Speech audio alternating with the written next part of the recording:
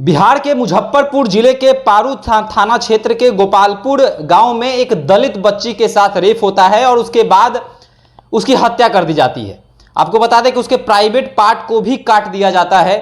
बिहार में चर्चा का विषय बनता है, पूरे देश में चर्चा का विषय बनता है और लोग यह चर्चा करने लगते हैं कि क्या बिहार में बेटियां सुरक्षित नहीं है। उसके बाद पुलिस जो है वह आरोपी को गिरफ्तार करती है। उसके घर पर बुलडोजर भी चलता है और मुख्य आरोपी के बीच एक शख्स की खूब अधिक चर्चा होती है जिसका नाम गोल्डन दास है। गोल्डन दास जो है अपने आप को बहुजन आर्मी का राष्ट्रीय अध्यक्ष कह रहा है। गोल्डन दास के बारे में खूब चर्चा है कि वह क्या समाजसेवी है या फिर गुंडा है। देखिए, इस विषय पर बात करने के लिए जदयू नेता मनोज लाल दास मनु जी हैं। मनु जी, गोल्डन दास की खूब चर्चा हो रही है, आप क्या मानते हैं, गोल्डन दास क्या गुंडा है या फिर समाजसेवी है? जैसे लोग चर्चा कर रहे हैं कि बहुत बड़ा समाजसेवी है गोल्डन दास। देखिए, पहले तो सबसे बड़ी बात है कि गोल्डन दास है कौन। गोल्डन दास क्या है? कोई गोल्ड का व्यापारी है कि वो समाज सेवा में लगा हुआ है, उसके बाद न होगा। तो गोल्डन दास ये कुछ नहीं है, ये कुछ प्रायोजित लोगों का एक सामने आया हुआ है। अब अपने को अगर कोई आदमी दलित का बड़ा हितैषी मान रहा हो तो जिस कांड में लोग गिरफ्तार हैं उसमें दलित भी गिरफ्तार हैं, तो क्यों नहीं उसके खिलाफ वो आवाज़ उठाता है।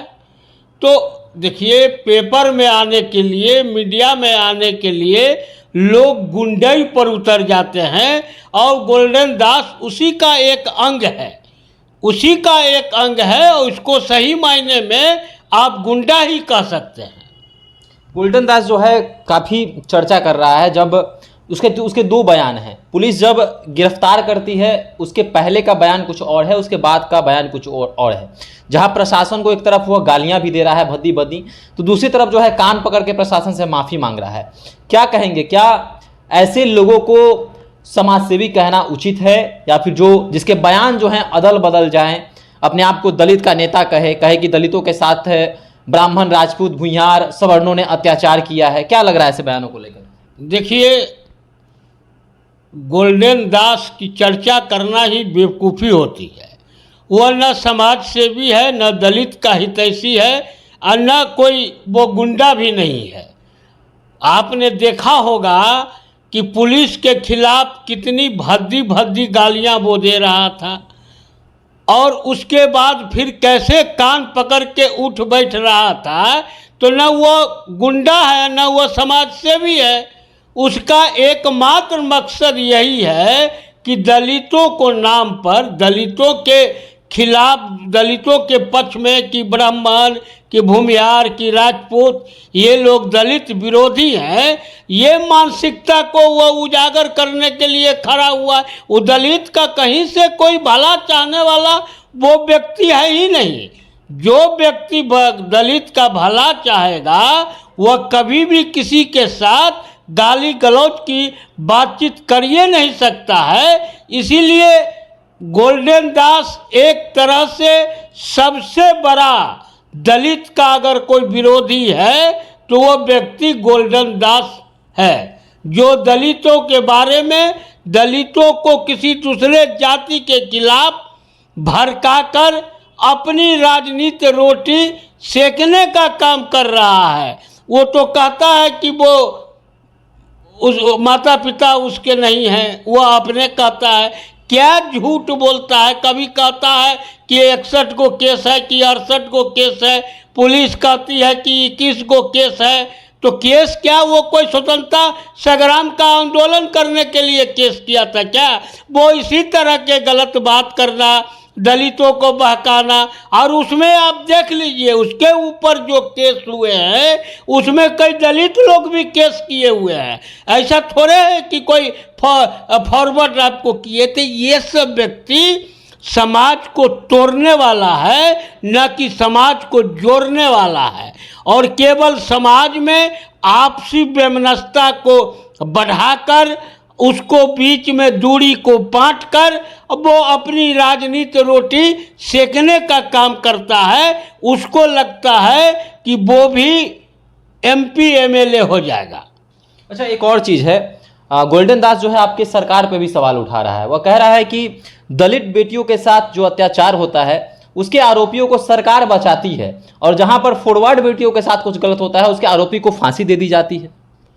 अब पता नहीं इसके पास कहाँ से है कि किसी फॉरवर्ड और दलित पुलिस हो या सरकार हो, वह कभी भी कोई काम करती है तो न कोई दलित देखती है न फॉरवर्ड देखती है।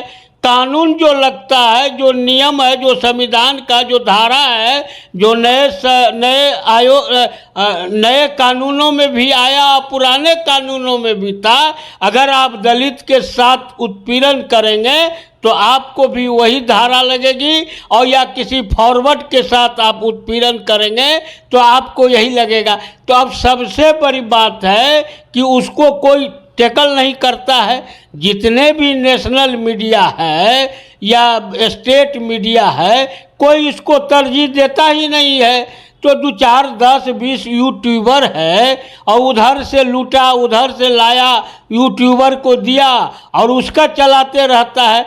आप हमको दिखाइए कि उसका किसी भी बयान को बिहार में कोई बड़े अखबार ने लिखा हो या कोई बहुत बड़ी चैनल जो बिहार की ही है उन लोगों ने उसको प्रसारित किया हो। तो उसके जितने भी आप देखेंगे इस तरह के समाज तोड़क बयान, वह किसी न किसी यूट्यूबर के द्वारा ही रहेगा।